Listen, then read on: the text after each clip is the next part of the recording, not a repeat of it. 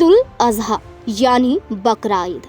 बकरा ईद पर कुर्बानी से पहले राजनीतिक गलियारों में विवाद खड़ा हो गया है, जहां महाराष्ट्र, उत्तर प्रदेश और दिल्ली जैसे भाजपा शासित राज्यों में कुर्बानी को गलत ठहराया जा रहा है और सवाल खड़े किए जा रहे हैं कि आखिरकार जानवरों की बलि क्यों दी जाती है। क्या अपने स्वाद के लिए जानवरों को मौत के घाट उतारा जाता है? भाजपा शासित राज्यों में निर्देश पारित किए गए हैं, जैसे नमाज खुले में ना पढ़ी जाए, बकरा ईद के दौरान किसी भी जानवर की बलि यानी कि कुर्बानी खुले में ना हो और किसी मुख्य जानवर के अलावा किसी अन्य जानवर की कुर्बानी देते हुए अगर कोई पाया गया तो उन पर कानूनी कार्यवाही की जा सकती है, जैसे गाय, भैंस आदि की कुर्बानी को लेकर। ऐसे में जहां भाजपा शासित राज्यों में कुर्बानी को गलत ठहराया जा रहा है, मुस्लिम समुदाय पर सवाल दागे जा रहे हैं। पूछा जा रहा है कि आखिरकार मुस्लिम समुदाय जानवरों को यानी कि जो बेजुबान हैं उनकी हत्या क्यों करना चाहते हैं? आखिरकार क्या सवाब कमा लेंगे किसी बेजुबान जानवर को काटकर? क्या अपने स्वाद के लिए जानवरों का इस्तेमाल किया जा रहा है? ऐसे कई सवाल मुस्लिम समुदाय पर दागे गए और भाजपा शासित राज्यों में कुछ निर्देश पारित भी किए गए। ऐसे में सत्ता पक्ष और विपक्ष के बीच में तीखी नोकझोंक भी देखने को मिली। मुस्लिम संगठन ने भारतीय जनता पार्टी को ललकारा। भाजपा शासित राज्यों में मुस्लिम समुदाय ने कुर्बानी की वजह भी बताई और ये कहा कि ये सिर्फ मुस्लिम समुदाय में नहीं बल्कि हर समुदाय में बलि प्रथा देखी जाती है। तो ऐसे में सवाल बनता है कि आखिरकार बकरा ईद के दौरान ही कुर्बानी क्यों की जाती है? आखिरकार ईद उल अजहा के दिन ही बेजुबान जीवों को क्यों काटा जाता है?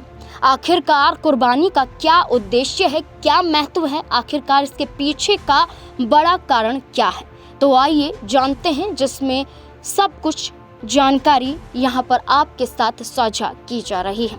ईद उल अजहा, जैसे बताया गया है कि ईद उल अजहा बकरा ईद को कहते हैं। इस त्योहार के इस्लाम धर्म में काफ़ी ज़्यादा मान्यता है।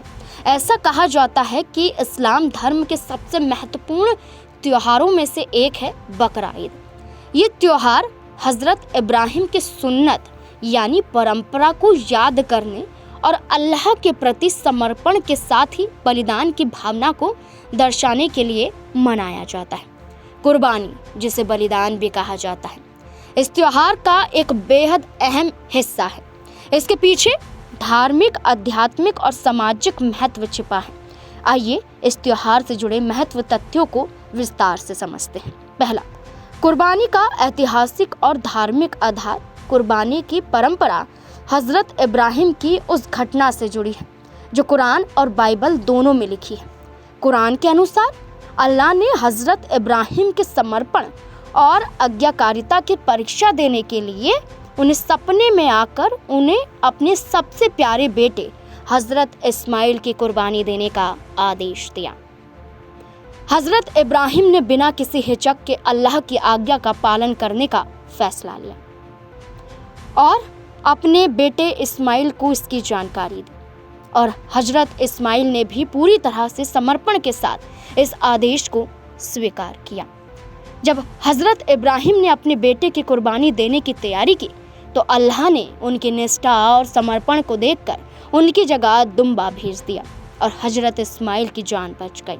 यह घटना अल्लाह के प्रति पूर्ण समर्पण, आज्ञाकारिता और विश्वास का प्रतीक बन गई। इसी घटना की याद में ईद उल अजहा यानी कि बकरा ईद मनाया जाता है, जिसके अवसर पर मुसलमान हर साल कुर्बानी करते हैं। कुरान में भी इस घटना का उल्लेख सूरह अस-सफ़्फ़ात में मिलता है, जहां अल्लाह ने हज़रत इब्राहिम की प्रशंसा की और इसे एक स्पष्ट परीक्षा बताया।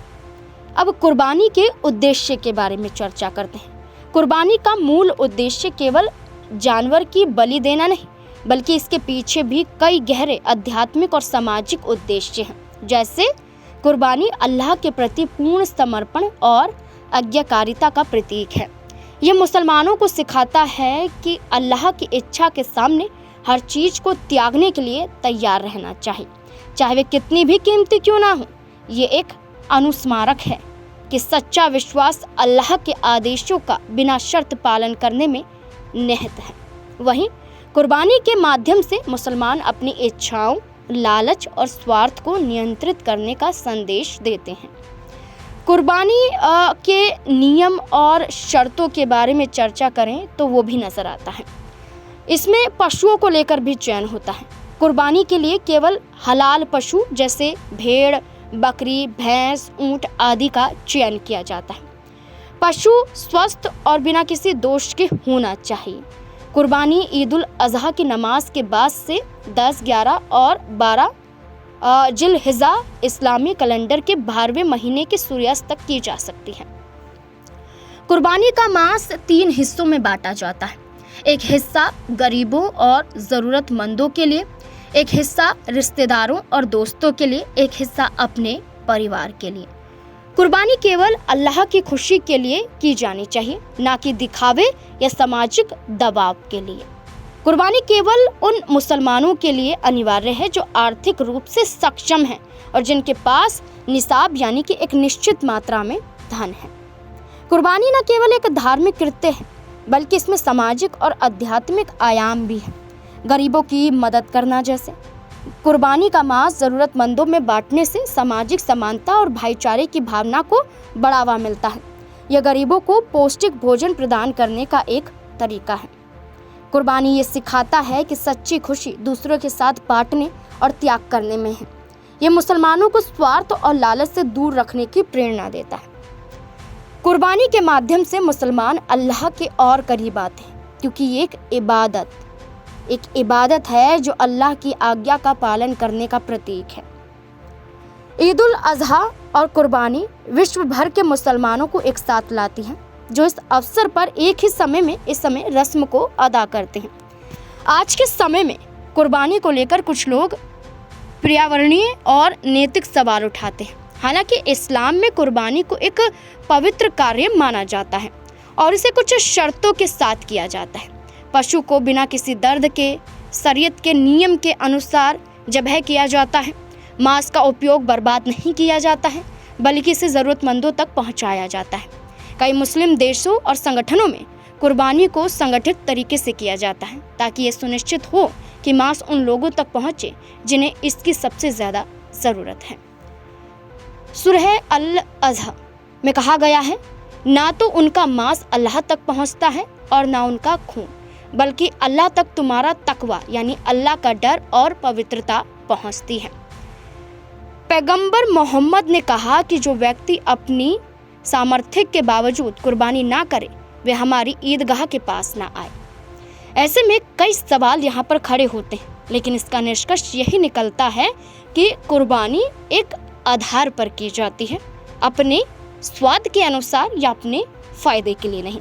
ईद उल अज़हा पर कुर्बानी हज़रत इब्राहिम और हज़रत इस्माइल के बलिदान और समर्पण की याद दिलाती है। ये केवल एक रस्म नहीं है बल्कि एक आध्यात्मिक यात्रा है जो मुसलमानों को अल्लाह के प्रति निष्ठा, आत्मनियंत्रण और सामाजिक भलाई के महत्व को सिखाती है। कुर्बानी के मांस को बांटने से सामुदायिक एकता और गरीबों के प्रति उदारता को बढ़ावा मिलता है और ये त्योहार विश्वास, त्याग और भाईचारे का प्रतीक है जो इस्लाम के मूल सिद्धांतों को दर्शाता है।